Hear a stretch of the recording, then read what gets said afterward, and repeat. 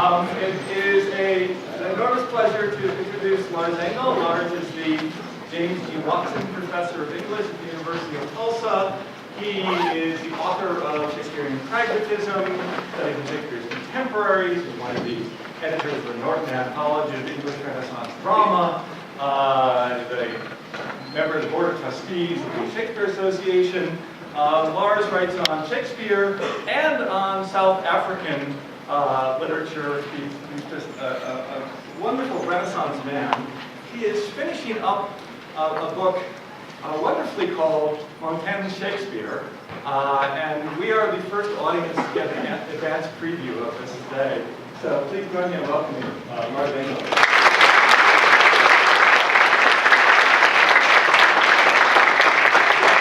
Thank you. Is this mic working so you can all hear it back? Let's just see if this works. Yes. So, this is a lecture about two men. That is, in effect, a lecture about two big books.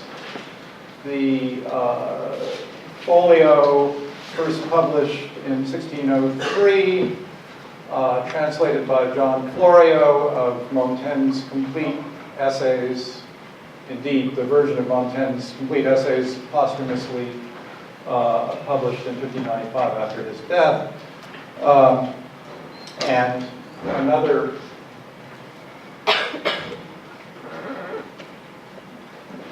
large book. Keep my eye on what's happening here because the clicker seems a little unreliable. William Shakespeare's First Folio of 1623. For the purposes of the reading in the honors program, which I know many of you are members of, there are really three important texts within these two books. They are The Tempest. How many of you read The Tempest? Okay, not all of you. Okay, good. Montaigne's essay of Cruelty, which I imagine probably none of you have read. I don't think it was assigned alongside The Tempest. It usually isn't. And Montaigne's essay of the Cannibals, which probably was assigned in a more recent version. How many of you read on the Cannibals? Okay, quite a few, but fewer. Good. Okay.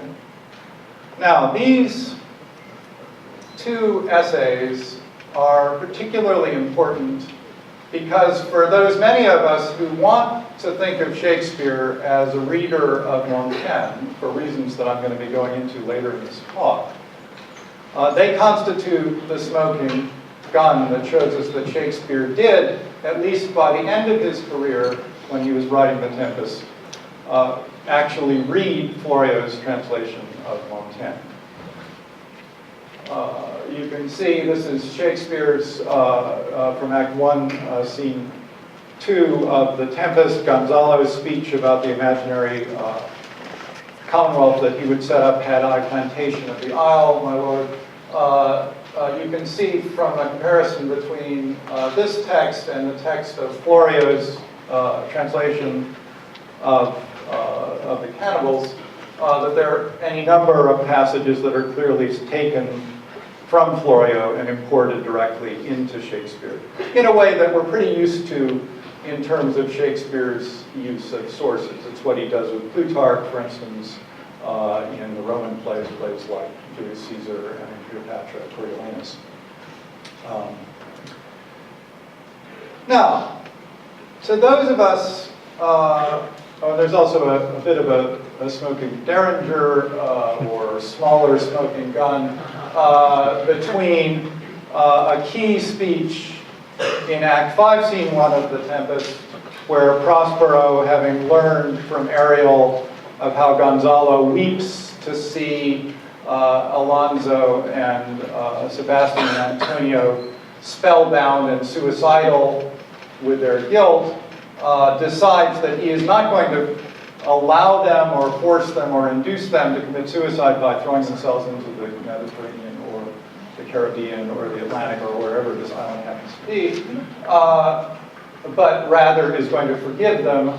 And Shakespeare borrows phrases that almost all of us think are taken from Montaigne's great essay of cruelty. And you can see those, a rare action, the rarer action is, and Prospero says, though with their high wrongs I am struck to the quick, yet with my nobler reason against my fury do I take part, the rarer action is in virtue than in vengeance. And Montaigne, discussing in a very characteristic Montaignian way how if you're a nice person with a mild nature, you should get no particular moral credit for being decent to other people. But if you're actually a mean or angry person with a passionate and vengeful nature, and you manage to repress or master your vengeful feelings in order to be kind and forgiving to other people, that, Montaigne says, should be called virtue. And we can see this in this passage. He that through a natural facility and genuine mildness should neglect or contemn injuries received should no doubt perform a rare action and worthy commendation. But he who being touched and stung to the quick with any wrong or offense received should arm himself with a reason against this furiously blind desire of revenge and make himself master, should doubtless do much more. And you can see how Prospero is in effect condensing that passage and borrowing some language from it, which suggests to us that Shakespeare also read cruelty.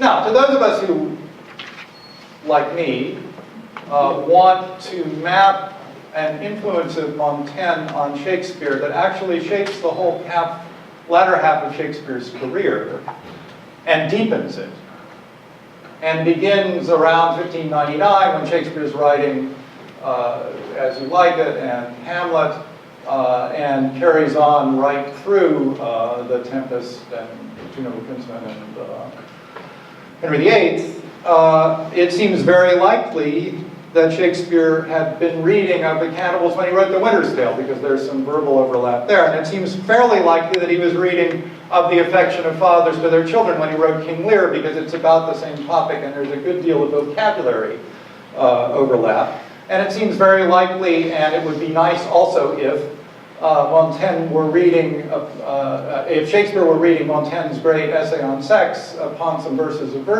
Virgil when he wrote Othello and All's Well That Ends Well. And there's a little bit of vocabulary overlap there. And it seems somewhat likely that Shakespeare was reading Montaigne's great essay on skepticism, An Apology for Raymond Sebon, when he wrote Hamlet and As You Like It. But there is no smoking gun there, just vocabulary overlap and thought overlap. So let's talk today about the play where we know Shakespeare was thinking about Montaigne, The Tempest. Now, it will become obvious that I approach Montaigne as a Shakespearean, not a Montaignian. And there are a few chairs down here in front for those of you standing in the back. I know that there aren't any right at the edges, but there are a couple of people that this lecture is part of a work in progress, also entitled Montaigne's Shakespeare, that Eric mentioned, that basically tries to use Montaigne to fill the hole in the works of Shakespeare where serious attention to philosophic reflection ought to be. There is almost no evidence whatsoever that Shakespeare was directly interested in philosophy. The word Plato never appears in Shakespeare. The word Socrates appears once as a man being afflicted with pots of piss dropped on his head by his shrewish wife. The word Aristotle appears once anachronistically in Perils of the President. He's just not interested in the classical traditions of philosophy. Whereas Montaigne is absolutely interested in them.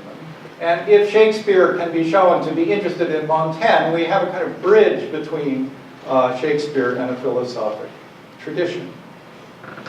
So this particular talk the beginning of an account of relations between Montaigne's essay and the Tempest, explores how Montaigne's essay not only attempts recurrently to release their readers from unnecessary shame, but also strive to make their readers disapprove of contempt. And rather than try and prove this out of the text of Montaigne, which you're just going to have to believe me about, I'm going to talk about shame especially and contempt a little bit as primal affects that I imagine all of you have felt in some form or other. Surely there's nobody in the room who has not at some point or other felt shame. And it would surprise me greatly if there were anyone in the room who did not at some time entertain feelings of contempt, either towards somebody else or toward oneself. The talk works with a distinction between shame and contempt, advanced by the mid-20th century psychologist Sylvan Tompkins,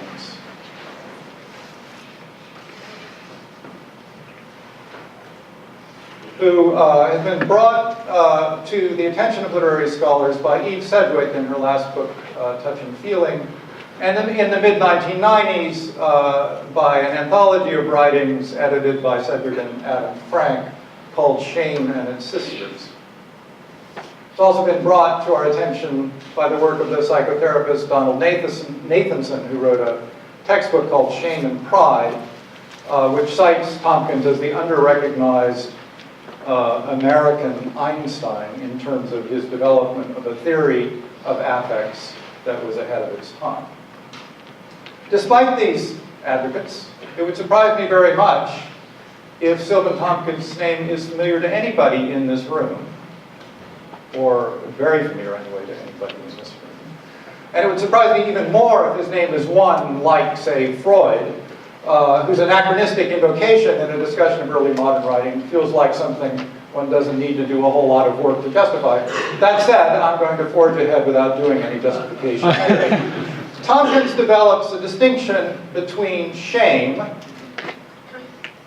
which retains, when you experience it, the desire to recover affectionate or respectful relations between the shamer and the shamed, and contempt, which marks a hierarchical separation of the contemptuous from the contemptible. I've argued elsewhere that Montaigne's treatment of shame is part of what makes him so congenial to modern emancipatory psychology.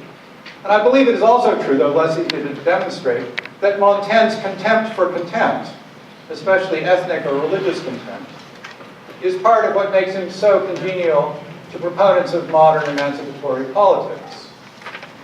Since Shakespeare appears to share neither Montaigne's freedom from shame, nor his categorical contempt for contempt, Montaigne, as usual, forms a fascinating contrast to Shakespeare on these grounds. Montaigne famously remarks of the way in which it just seems to be his disposition that makes him dislike cruelty in all its forms. He says, "I have a cruel hatred of cruelty." And the same reflexive formation appears in his discussion of his own relative freedom from cowardice. He says, "I fear only fear." As a possible source for FDR's, "We have nothing to fear but fear itself."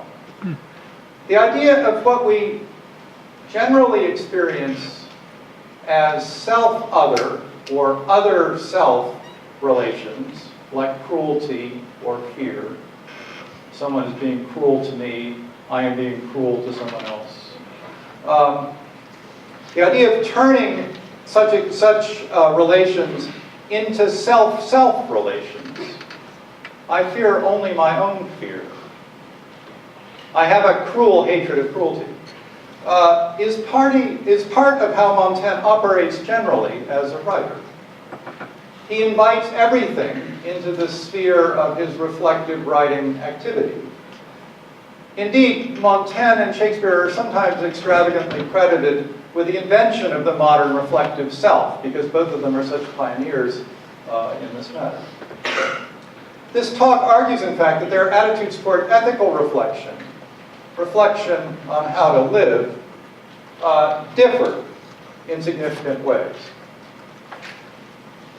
Sarah Bakewell comments in her recent and really pretty delightful Montaigne biography, How to Live, that, quote, how to live is not the same as the ethical question, how should one live?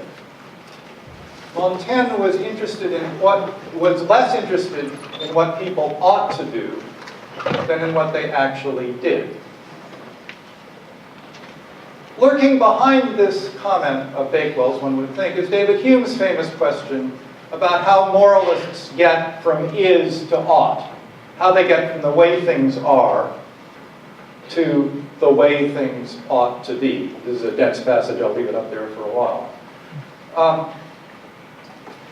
Bakewell's way of putting things raises the question of whether ethics is, as Bakewell suggests, a matter of should and ought, or whether ethics is, as Bernard Williams and some other modern ethicists think, a matter of is and does. That is, your ethics are what you are and what you do. Your morality is what you think you ought to do. Williams thinks ethics is a good thing, morality is not exactly a bad thing, but a bad thing to imagine could be codified. Montaigne's ethical contribution might just be to juxtapose a diffuse and not very prescriptive ethics of is against the morality ethics of ought. And the ethics of ought in Montaigne's lifetime, Montaigne lived through 8 separate religious civil wars in France, some of them taking place around his own estate. The ethics of ought was being strenuously advanced in fire and blood in his and Shakespeare's time by reformers and counter-reformers alike. Montaigne's ethics of the habitual, the embodied, and his reliance on the immanent, that which exists already, to oppose a morality that requires self-transformation, self-denial, and reliance on the transcendent, faith, grace, scripture. So if Montaigne stands for an ethics of is, that means an ethics rather like that, say, of the Kinsey report of my youth, which did surveys on human sexuality in order to find out what people actually did, and thereby implicitly suggested that maybe we should ground our views of human sexuality on what people do rather than what we prescriptively think they ought to be doing. This might approximate Montaigne and Shakespeare to one another. Both of them seem more intent on subjecting ought to is, that is, showing how what we think we ought to do is often rather different from how we actually behave, than in changing what is in the direction of some supersalient ought, of some overriding moral conception of how we ought to be. Exploring an ethics of the immanent, an ethics based on what is, what people do, involves revering the complexity and oddity of human subjectivity, as well as human social behavior. Whence Shakespeare's and Montaigne's joint reputation as mappers of inner space. This discussion of shame and contempt, however, is mainly about how Shakespeare and Montaigne differ, rather than how they resemble each other. So it's appropriate for me to lay out what I see as the general stakes in Montaigne-Shakespeare comparisons. I believe that Montaigne has, at least since the Second World War, been on the whole used in Shakespeare studies as a way to bring Shakespeare closer to us, to make Shakespearean anticipations of modern attitudes seem more plausible. To cite some strong examples, one older, the rest newer, Jonathan Dollamore's 1984 Radical Tragedy quotes Montaigne frequently and tendentiously to show that Renaissance intellectuals held radical, secularizing, and anti-authoritarian positions on a variety of topics in an effort to present English Renaissance tragedy in a modern Brechtian light as radical. Hugh Grady's 2003 book, Shakespeare, Machiavelli, and Montaigne, mobilizes Montaigne as a Renaissance Habermas, Jürgen Habermas being a contemporary German philosopher, mobilizes Montaigne as a Renaissance Habermas to set against Machiavelli as a Renaissance Foucault in order to set up a kind of bracketing system by which Shakespeare can be seen to integrate or form the to form the synthesis of these two theses and antitheses. And Peter Holbrook's recent Shakespeare's Individualism uses Montaigne very powerfully in a similar way. Stephen Greenblatt's bestseller, The Swerve, about Lucretius, also uses Montaigne as a vital bridge between Lucretius and Shakespeare, and via Shakespeare, us. Now, I agree with Grady and Bellamore and Holbrook and Greenblatt and any number of other readers that Montaigne is a fabulous index of the breadth of what was thinkable by a near contemporary of Shakespeare's. But when, as happens in my view very often, we find Shakespeare treating issues on which Montaigne presents a somewhat distinctive position that anticipates common, modern, progressive ethical attitudes, I think Shakespeare displays some resistance to what I and other people find so congenial in Montaigne. To treat two related topics briefly, one of which I'll return to and offer a fuller account of.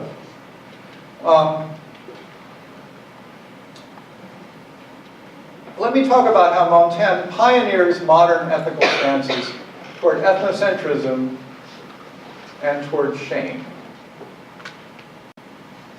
Montaigne presents anti-ethnocentrism, being against ethnocentrism, curiosity about other cultures, active imaginative identification with their views, dismay at attempts to subjugate or erase their differences, dislike of narrow-mindedness, insularity, and arrogance, as manifested by members of his own culture.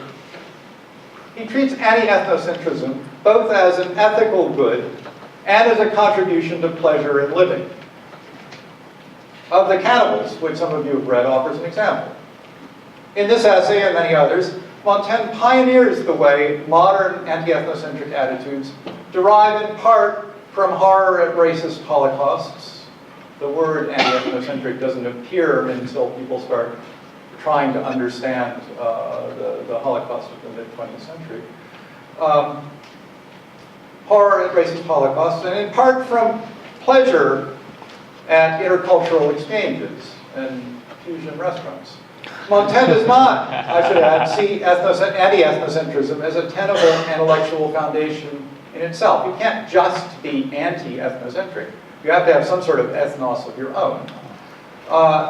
Montaigne is the epitome, in fact, of a rooted rather than a rootless cosmopolitan. He's deeply imbued in his own habitus, but he wants to stretch that habitus to include active concern for the lives of people who are entirely different from him in class, different from him in race, different from him in cultural location, also different from him in species. Montaigne is a great animal rights writer, not in Of the Cannibals very much, but a lot elsewhere.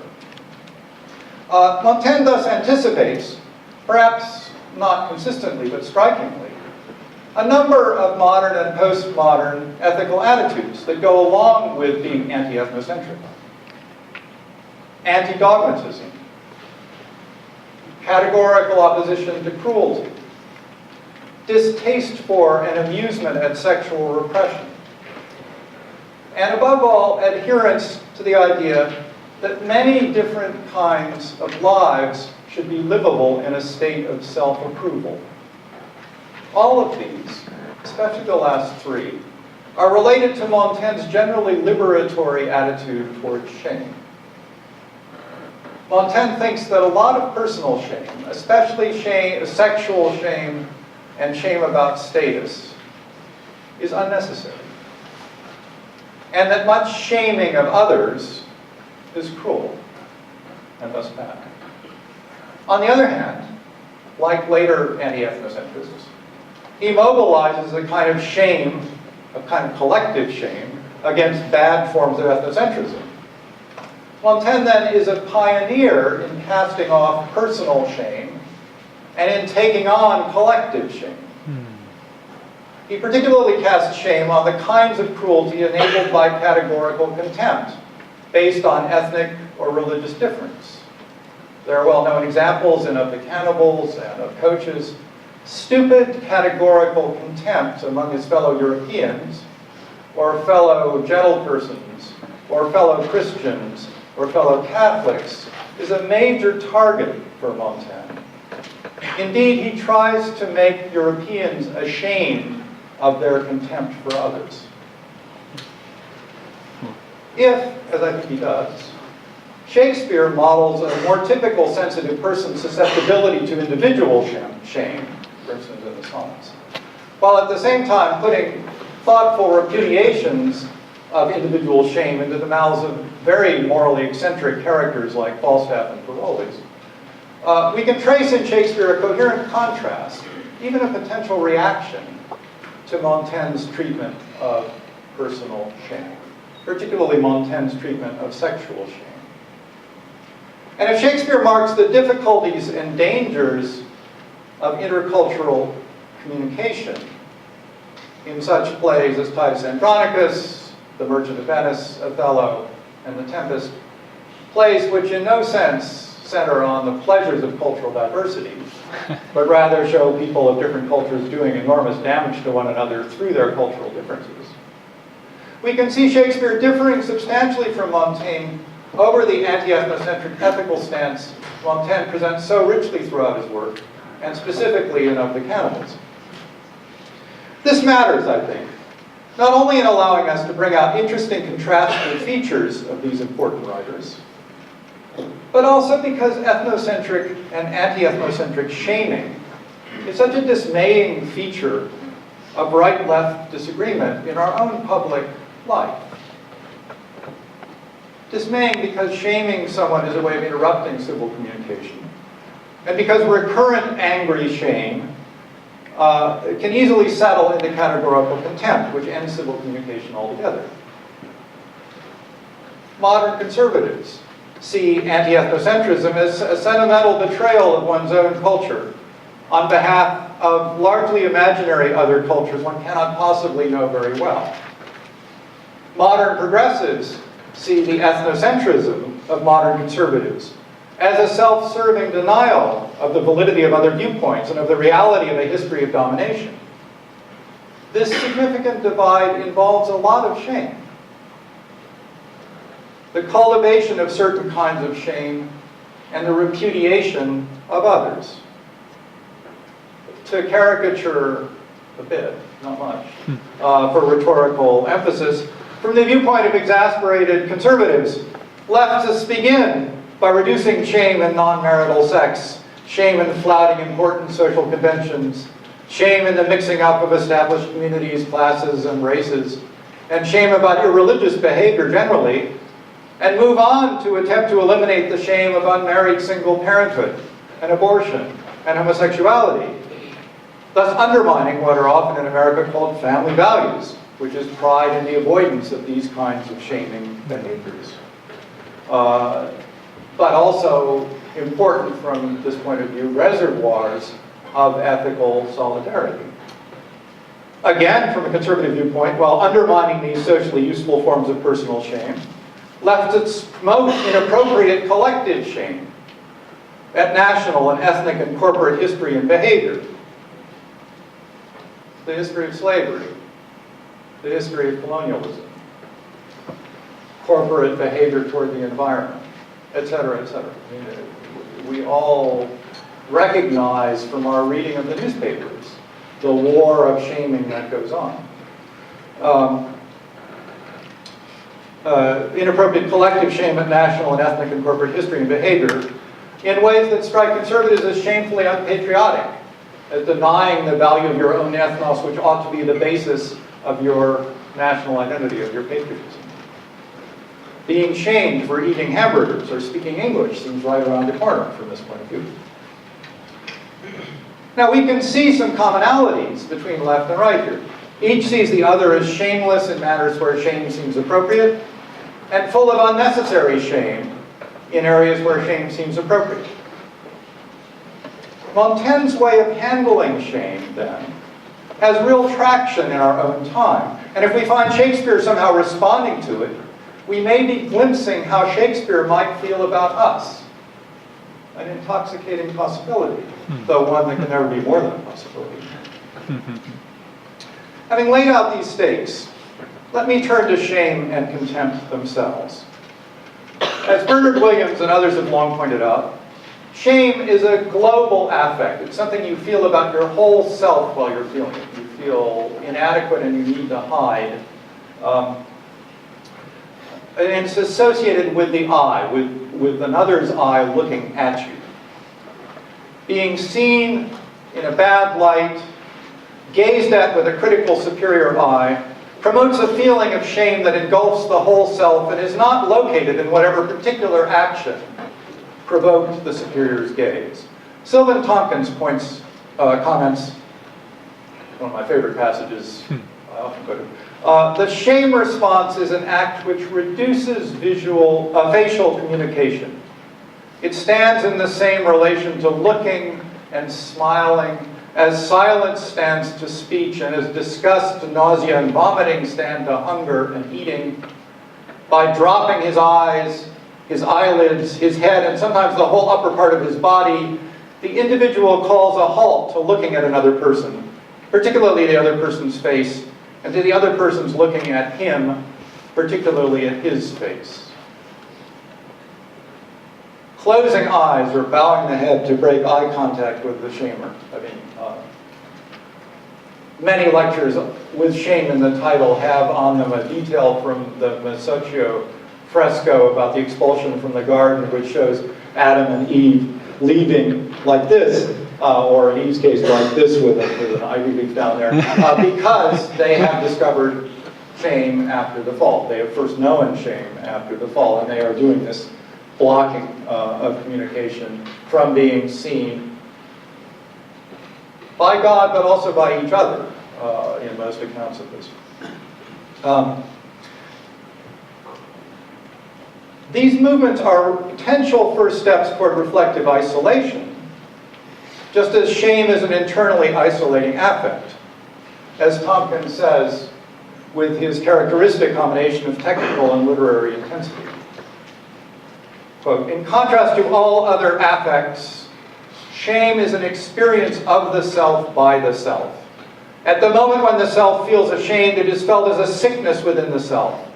Shame is the most reflexive of affects, in that the phenomenological distinction between the subject and object of shame is lost.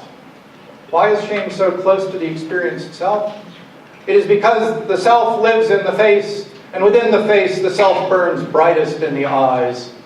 Shame turns the attention of the self and others away from other objects to this most visible residence of self, increases its visibility, and thereby generates the torment of self-consciousness. Tompkins shows how shame and humiliation are residues, side effects, of attachment, admiration, and love. You can only be shamed by someone whose good opinion you care about.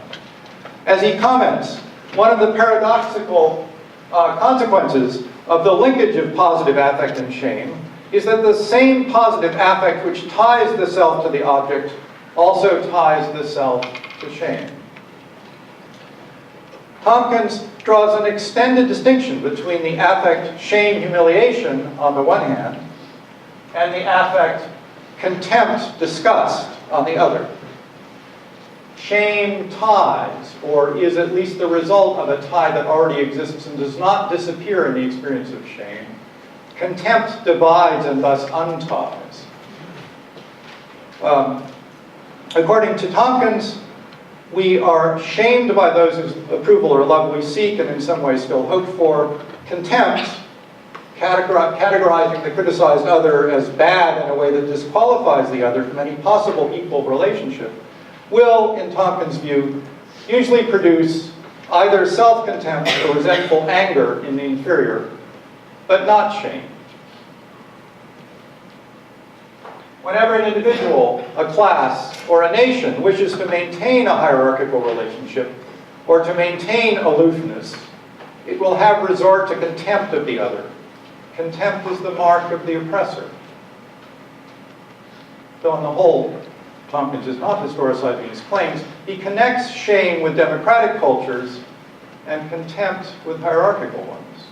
Quote, contempt will be used sparingly in a democratic society lest it undermine solidarity, whereas it will be used frequently and with approbation in a hierarchically organized society in order to maintain distance between individuals, classes, and nations. Tompkins was very interested and involved in the civil rights struggle in the 60s when he was writing, and this is partly a reflection on that.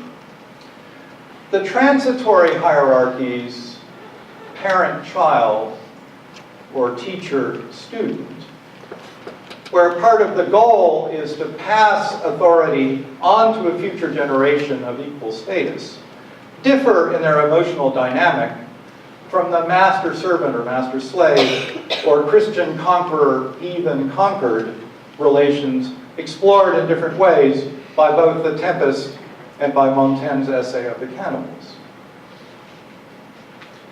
But in all such relations, there's a difficult choice between accepting shame as shame and retaining the affection that sponsors it, retaining the care for the opinion of the shaming person that is involved in it, or rather turning toward contempt and disgust, either toward oneself or toward the shaming other, or both. And this is a subtle but interesting quotation from Tompkins. To only partially accept the judgment of the other, of the contemptuous other, however, by hanging the head in shame, but not responding with self-disgust and revulsion, is a difficult discrimination to maintain. Only someone who is extremely impunitive, that is not punitive, with respect to the self and the other can respond with shame to the contempt of the other. Much the most common response is anger and counter-contempt, or self-contempt, or both. Contempt is, as we have said, a powerful instrument of discrimination and segregation. By means of contempt, the other can be kept in his place. If, however, the response to contempt is shame, this characteristic consequence of distancing is much attenuated. Okay, now let us finally turn to the Tempest. Prospero, teacher, master, conqueror, is tetchy, irritable, weird, actually. Throughout Act 1, Scene 2 of The Tempest, Shakespeare's explicitly Montaignian play. When he schools Miranda that she must, despite her disinclination to make eye contact with the native other Caliban, is a villain, sir, I do not like to look on, that she must face him with contempt, the play's central shame relation burst out, and the Tempest comes to life. Those of you who've seen, or especially those of you who've acted in the Tempest, will know this, that suddenly at this moment in Act 1, Scene 2, you realize you're in a fantastic, amazing play. It wasn't entirely clear before this. You have to imagine me as Caliban underneath a rock, refusing to get out, despite repeated commands from Prospero. And you have to imagine this as Prospero's staff, which has a certain magic yanking power. Thou poisonous slave got by the devil himself upon thy wicked dam, come forth. This island's mine. By Sycorax, my mother, which thou takest from me. When thou camest first, thou strokest me, and made much of me. Wouldst give me water with berries in it, and teach me how to name the bigger light, and how the less that shall burn by day and night. And then I loved thee, and showed thee all the qualities of the isle, fresh springs, brine pits, barren place, and fertile. Cursed be I that did so. Caliban is the child, resentful of the adoptive parent's rejection and emotional inconsistency, and insistent on the rights and powers of his true parent. He shames Prospero and Miranda and himself by pointing out that he was not only a cultural child, but also a politically sovereign adult when this mutual adoptive relation was entered into. All the charms of Sycorax, toads, beetles, bats, light on you, for I am all the subjects that you have, which first was mine own king. And here you sty me in this hard rock, whilst you do keep from me the rest of the island. Prospero's response reveals his own and Miranda's area of shame, humiliation. Caliban is someone whose admiration and gratitude he used to want, but he seeks now to recast his relation to Caliban as one of contempt and disgust. O most lying slave, whom stripes may move, not kindness, I have used thee, filth as thou art, with humane care, and lodged thee in mine own cell, till thou didst seek to violate the honor of my child. When did this happen? As Prospero speaks, the whole set of elaborate time signatures established in rather boring retrospective earlier in this scene spring into focus. The fact that Miranda is 3 plus 12 years old, the 3 years she was when they arrived at the island, the 12 years they've been on the island, thus 15. The fact that Ariel, after pregnant Sycorax, was marooned by the Algerians on the island and litters Caliban there, that is, gave birth to him.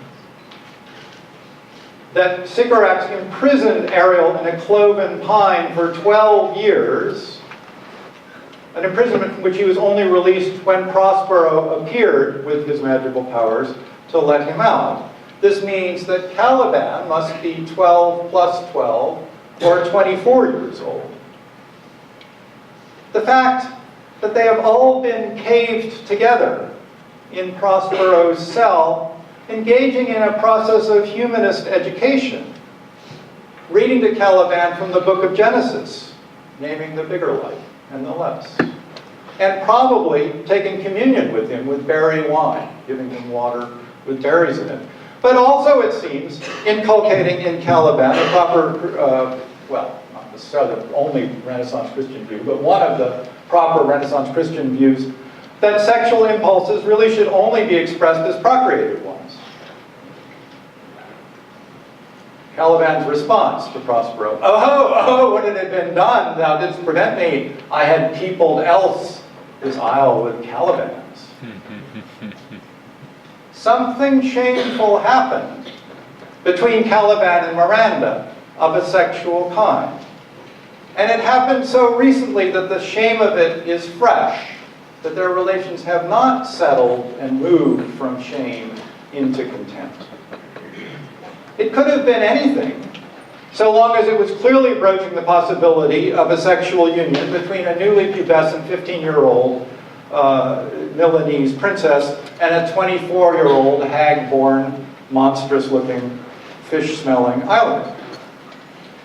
Something happened to prevent this union, but we don't know what. It could have been Prospero's magical power. It could have been Miranda's just saying no. Both could easily produce the storm of shame that has engulfed all three of them in this relation that they attempt to clarify by vengeful recitations of obligation-inducing life history. It is Miranda who responds directly to Caliban's vow, as she too recites her own history with Caliban in order to turn her shame into a justification for contempt. Abhorred slave, which any print of goodness will not take, being capable of all ill, I pitied thee, took pains to make thee speak, taught thee each hour one thing or other, when thou didst not, savage, know thine own meaning, but wouldst gabble like a thing most brutish. I endowed thy purposes with words that made them known. Perhaps she taught Caliban enough language to make his purpose with her known, approaching Miranda by saying something like what he says about her later to Stefano. I never saw a woman, but only Sycorax, my dam, and she. But she as far surpasseth Sycorax, as greatest doth least.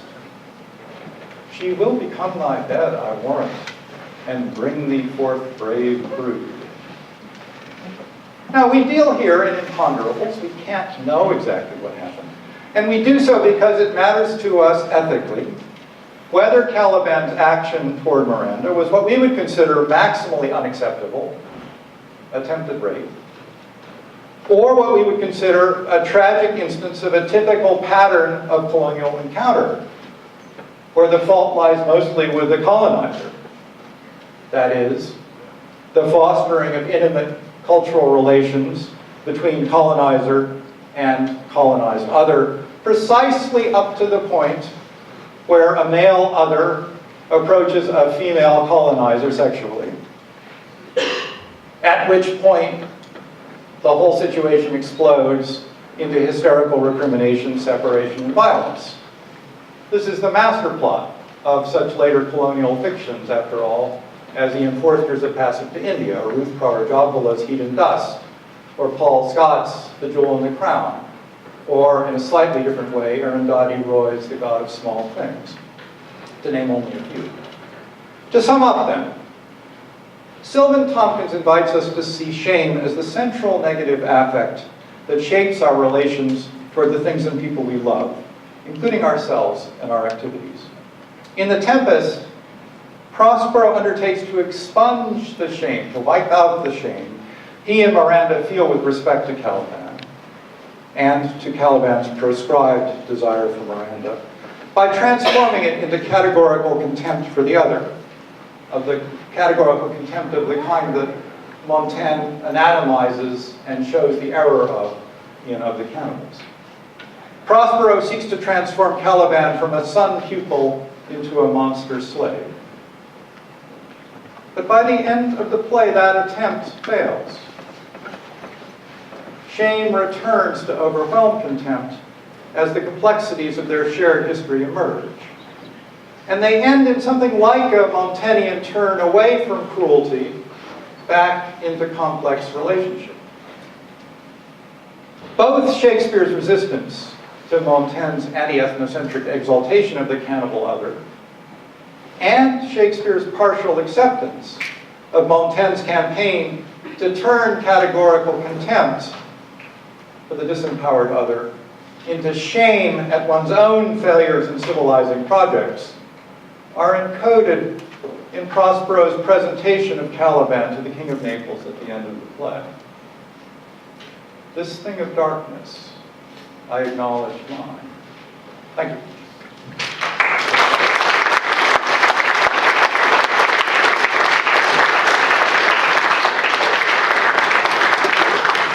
We've got a couple minutes for questions for Lars.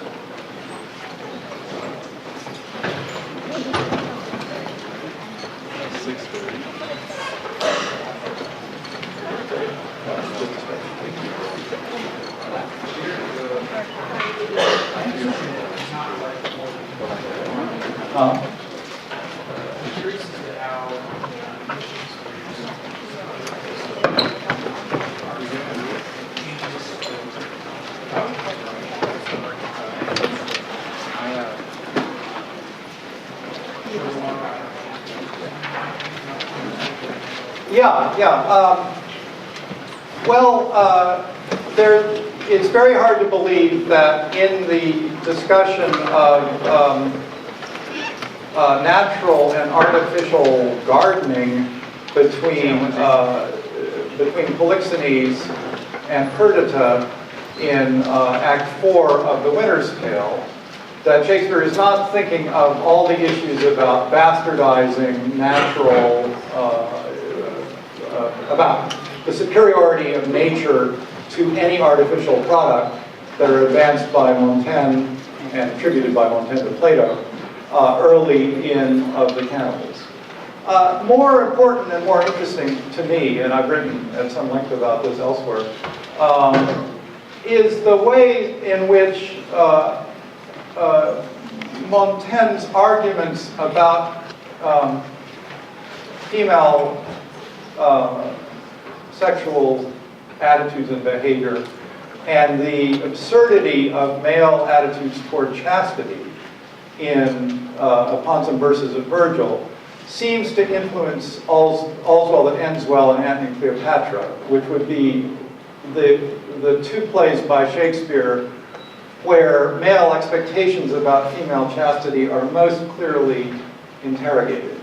And there, I think, Shakespeare is actually possibly gaining something from having read Montaigne, but also refuses to go quite as far as Montaigne would go in saying we should really cast off the shame in which we enshroud this very natural and fundamental human relation, that is sexual intercourse. Why do we make the words which most directly describe it into dirty words, etc.? Shakespeare, it seems to me, to respond to that in All's Well, partly by caricaturing some of these, caricaturing Montaigne's casting off of shame in the casting off of shame by Parolles. Rust, sword, cool blushes, I'll captain it no more. Simply the thing I am shall make me live, says Parolles after he's been totally exposed as a coward and a liar and a betrayer of the people who trust him and so forth. He just says, okay, I'm not going to be ashamed anymore. I'll just be a clown, and people will still like me. And it seems to me that there Shakespeare is working with an extreme form of, or almost a caricatured form, of Montaigne's repudiation of shame. I also see this to some extent happening in Measure for Measure. Sir? It's always been my understanding that Shakespeare's audience was composed of a swath of English society. Mm-hmm.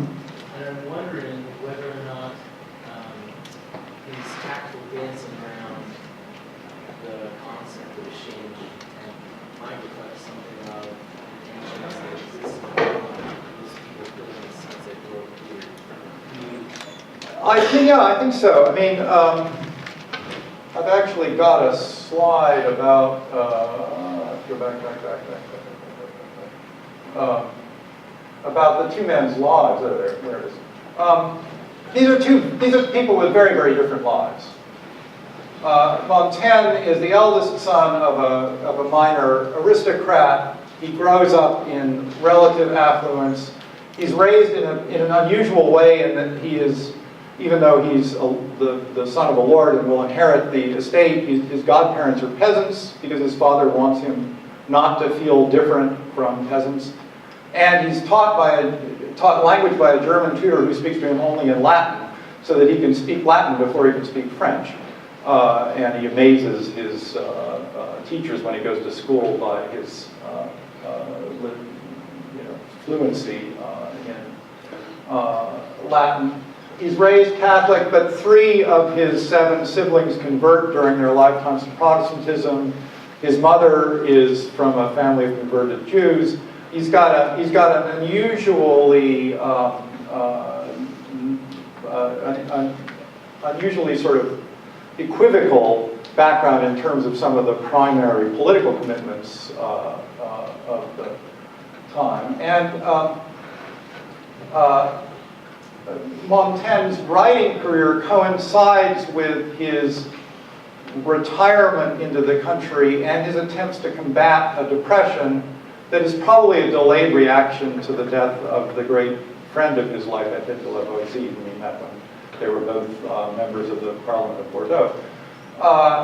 And when he starts writing these things for his own amusement and delectation, and publishes the first volume of them about 8 years after he started writing them, they're a huge hit to his amazement, because nothing like them before has ever really existed. and Montaigne suddenly becomes a celebrity. He gets dragged back into public life. He retires again. He writes a third book, and revises the first two. While it would be wrong to think of Montaigne's life as one entirely of reflective retirement, of otium, it's certainly in contrast to Shakespeare's, which is a life of almost constant public work of a collaborative, non-retired time in the midst of the largest, fastest growing city in Europe as part of a new collective public entertainment enterprise. So that, so Shakespeare's kind of cultural position is very different from Montaigne's. Shakespeare wants to ascend socially. He seems to he seems to furnish money for the reinvigoration of his father's application for a coat of arms, and thus establishes that he's a gentleman born when he himself is about 35 and his father's about 55. And it also seems to be the case that Shakespeare did not enjoy the sense of security and not being ashamed in interactions with other people that Montaigne frequently described to himself. They were very different in temperament. If we can assume that the sonnets actually give some kind of direct representation of Shakespeare's temperament. We don't have much in the way of autobiographical documentation from Shakespeare. So that's kind of a long-winded answer. How's it go? Still in Tompkins' discussion of contempt brought instantly to my mind Virgil, for whom shame, veracundia, is productive, transformative, positive. It stimulates Aeneas to move forward in pursuit of his destiny. Yes. And you could almost say, it's the next slide after this. Sure. That the kind of contempt that stimulates shame in Aeneas is precisely the kind that he doesn't respond to with contempt or with anger or push away, but actually takes upon himself in productive manner. Well, yeah.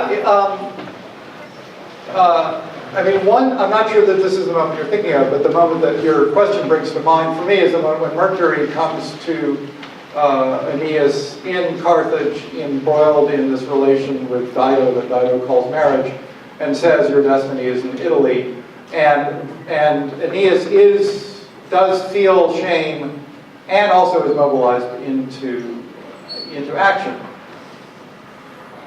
Mercury shames Aeneas, but does not show the kind of contempt that, say, a racist master would exercise toward a racially other slave. He says, you are being derelict in your duty, you are not living up to your destiny. So that Aeneas is being shamed by being looked at by the gods, basically, whom he knows love him and care about his mission, but need him to divorce himself from Dido and disappoint her cruelly and go. Erasmus, writing about shame in the education process, there's a whole lot of shaming in Renaissance. There's a whole lot of what we would consider cruel behavior in the Renaissance classroom. There's not only physical cruelty, routine beating of students for failure to correctly conjugate Latin or whatever, but there was also putting people in the corner with a dunce cap, making the less able feel keenly their differences from the more able. Forms of shame that you probably have encountered at some point or other in your own educational lives, and I think much milder forms, I hope, but in some form or other. And Erasmus talks about this as a necessary and useful part of the educational process. But he doesn't actually talk about this sort of underlying basis of attachment and love that Tompkins sees there. Tompkins believes that the shame affect is the first negative affect. That when an infant displays misery and anger when taken away from the breast. I mean, remember that Augustine in the Confession says that he can remember feeling anger, and I think he says shame. I'm not sure about this. Yeah, when at another infant, when he was a very small child. I mean, Augustine seems to have had a superior memory of for Tompkins, shame comes into life much earlier than, say, guilt. You know, once I'm guilty about something I have done, I can describe what it is. I am ashamed by being seen by you being unworthy. And thus, I'm like suddenly totally worthless. And what I want to do is find a hole in the ground and drop into it. Whereas if I'm guilty, I may seek to atone, I may seek to evade. There are a number of different responses to guilt. So he sees shame as a more primitive affect and an earlier one that develops earlier in the human life cycle. Sir? I was curious about shame in the ability of, say, Caliban, Ferdinand, Alonso's brothers, they seem shameless. They do. They do. Well, Caliban, I think Caliban does, when Caliban says, you know, what a thrice double ass was I to take this drunkard for a god and worship this dull fool, I think Caliban is feeling some shame. And he says, you know, I will seek for grace. But Antonio and Sebastian, who spend the whole last scene after their murder attempt on Alonso and Gonzalo, is clearly known by Prospero. And Prospero looks at them and says, you know, I know what you guys have done. They don't seem ashamed at all. And Prospero seems actually quite unsuccessful in making them penitent in any lasting way. With Alonso, it's a little bit less clear. I think Prospero is discovering how extremely difficult it is to impart precisely your own structure of moral values to somebody else simply by controlling their environment. In fact, you know, the way there are a couple ways you can try to impart your moral values to somebody else. One is by loving them, and the other is by somehow or other exercising the power to hurt them. And Prospero has done both of these things in the course of this play, and he sort of returns to the last one at the end. And that's why I think this is a sort of Montaignean play. Does that make sense to... It does. It seems like he got in trouble because he didn't exercise power. He wasn't a good tyrant. Yeah. In Milan, he didn't recognize his brother. He doesn't... they don't have any conscience. And he made no allowances for this time. And now his life seems to be doomed to making allowances for shameless people. Yes. And Antonio seems like one of those people whom it's a little bit hard to believe if he then was like he is now, he wouldn't transparently have been somebody you should not be trusting, right? Because he seems like a very bad person, a total scumbag, in fact. But we can presume that when he was operating as Prospero's deputy, he seemed more trustworthy. It's hard to say. It's not clear what Prospero's being wrapped in secret studies back in Milan amounted to.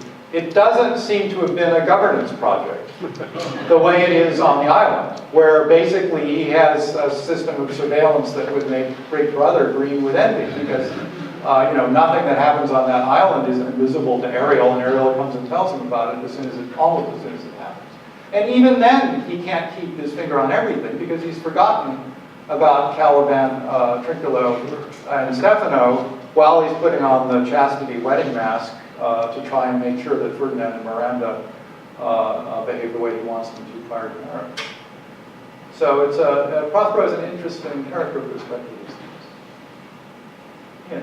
To return to the question of biography and the difference between how Montaigne looked at shame and how Shakespeare did, you've mentioned the difference between their cultural environments. Mm-hmm. Is it possible, obviously Roman Catholicism has a interesting relationship with shame, and Protestantism does as well, though it's quite different. Is it possible that beyond the urge to climb socially, there might be theological or doctrinal motivations for these divergent perspectives or presentations of shame?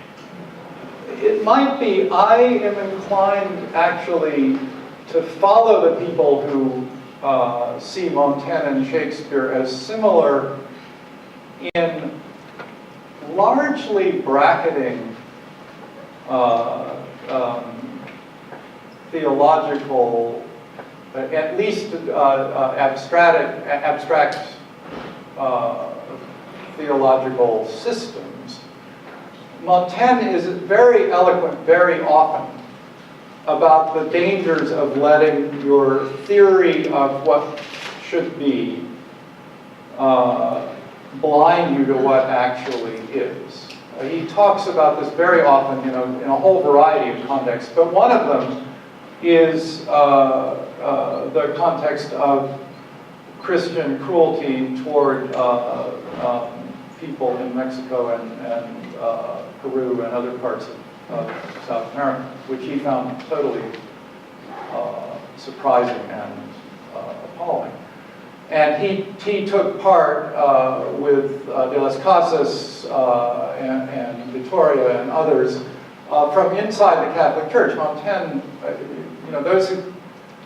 there is a school of Montaignians who think that Montaigne was a secret atheist, but I don't believe that. I think that Montaigne was an incredibly, for somebody living in the middle of religious wars, an incredibly tolerant Catholic who believed that people ought to stick with the beliefs that they've inherited, but ought not to allow those beliefs to blind them to the new things that are happening around them, like the discovery of a whole new continent and a whole new set of human social relations and forms of human excellence, as far as Montaigne is concerned. But trying to create a consistent set of ideas for Montaigne is really to go against everything Montaigne himself says he's doing. And Of the Cannibals, I don't know if any of you read Of the Cannibals in its context in book one of the essays, but the essay immediately before it describes Aztec human sacrifice with considerable disapproval, right? It says, this is what Cortez found when he landed in Mexico. This number of people were being sacrificed every year. They were having wars to collect captives. They approached him and said, well, if you're a kind, mild person, please accept this food. If you're a vain person, please accept these bird skins.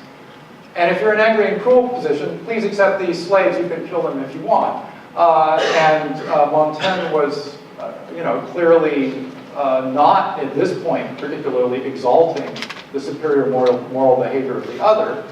It's this particular group from the eastern coast of northern Brazil that he's writing about in Of the Cannibals, who sound noble to him. So as far as Shakespeare is concerned, again, it's very hard to find Shakespeare ever articulating anything that makes him sound as though theological speculation was of much interest to him. Any sort of theoretical speculation, not just theological speculation. Shakespeare is, one of the greatest minds there ever was, but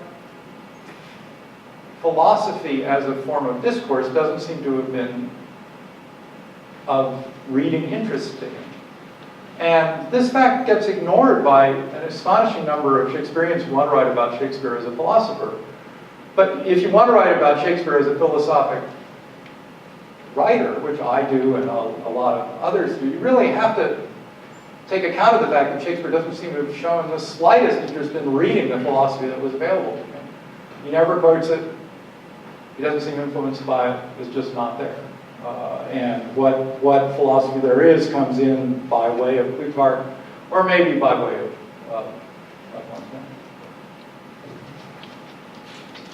We should wrap things up. Yeah. Thank you, Lars. Thank you.